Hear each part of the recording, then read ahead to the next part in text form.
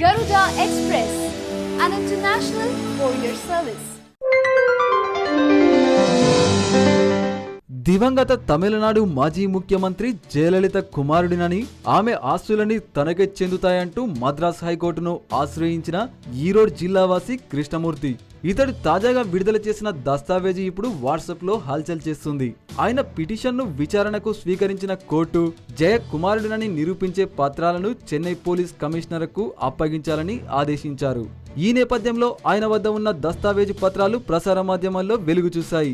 ఒక్కసారి ఆ వీలునామా సారాంశాన్ని గనుక పరిశీలిస్తే, జయలలిత అనే నేను తెలుగు చిత్రాల్లో నటించే సమయంలో హీరో శోభన్ బాబును ప్రేమించాను. 1982లో వివాహం చేసుకున్నాం. 1985 ఫిబ్రవరి 15న ఒక మగబిడ్డకు ఇంట్లోనే జన్మనిచ్చాను.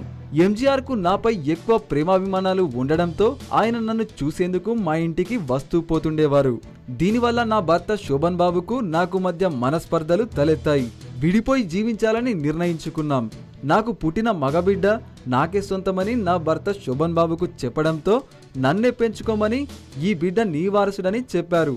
ఆ తర్వాత ఒక సినిమా షూటింగ్లో పరిచయమైన ముత్తుచ్చు ఉండ్లీపాలయంకు చెందిన స్నేహితురాలు వసంతామనికి నా బిడ్డను ఇచ్చి పెంచి పెద్ద చేసి ఇవ్వాలని నా భర్త శోభన్ బాబు నేను మనస్ఫూర్తిగా రాసిచ్చిన వీలునామా ఇది అంటూ దానిలో రాసి ఉంది. నిజాలు ఎలా ఉన్నా ఇప్పుడు ఈ దస్తావేజు నెట్ దునియాలో హల్చల్ చేస్తుందనే చెప్పవచ్చు.